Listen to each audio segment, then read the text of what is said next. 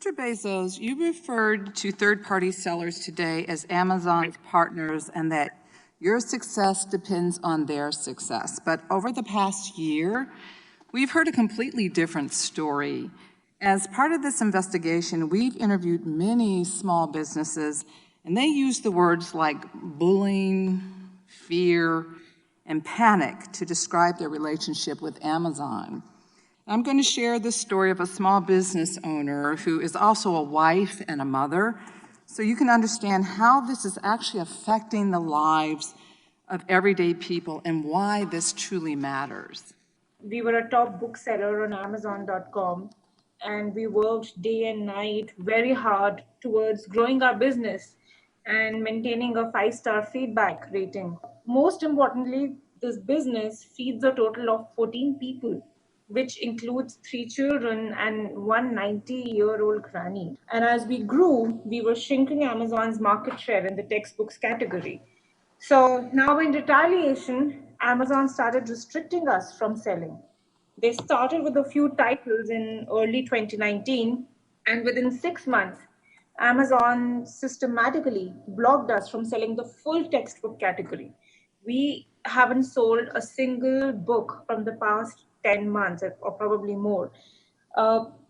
We were never given a reason. Amazon didn't even provide us with a notice as to why we were being restricted. There was no warning. There was no plan. So, Mr. Bezos, after Amazon just delisted this small business without any apparent reason or notice, she told us that they sent more than 500 separate communications to Amazon, including to you, Mr. Bezos, over the past year. And there was not a single meaningful response. Do you think this is an acceptable way to treat someone that you described as both a partner and a customer?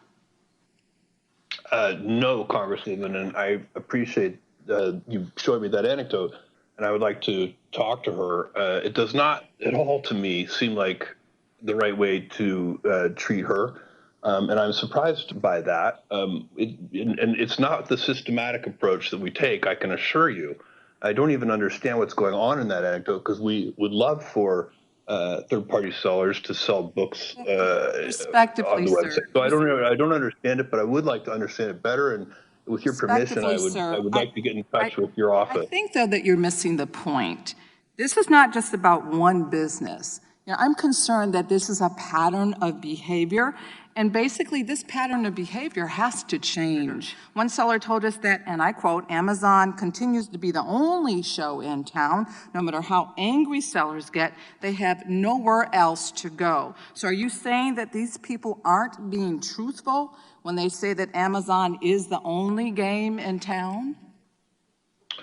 Yeah, Congresswoman, with great respect, I do disagree with that. I believe that there are a lot of options, and some of them are not even listed on that chart. I just looked at it briefly, but I didn't see some that I know of, for example. So I think there are a lot of things. Okay, thank you. Dynamic. All right, thank you for that. There's more and Mr. more Bezos, every day. my time is short. If Amazon didn't have monopoly power over these sellers, do you think they would choose to stay in a relationship that is characterized by bullying, fear, and panic? With all respect, Congresswoman, I do not accept the premise of your question. That is not how we operate the business. Okay.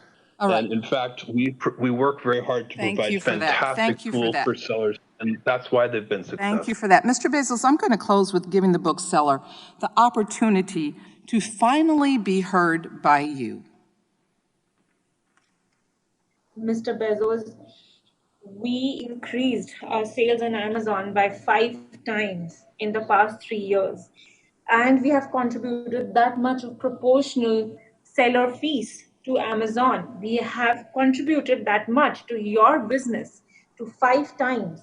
We followed all the rules that were set by you. We please, just help us in earning a livelihood. We beg you. There are 14 lives at stake. Please, please, please help us get back on track. I've got no roots, but my home was never on the ground. I've got no roots, but my home was never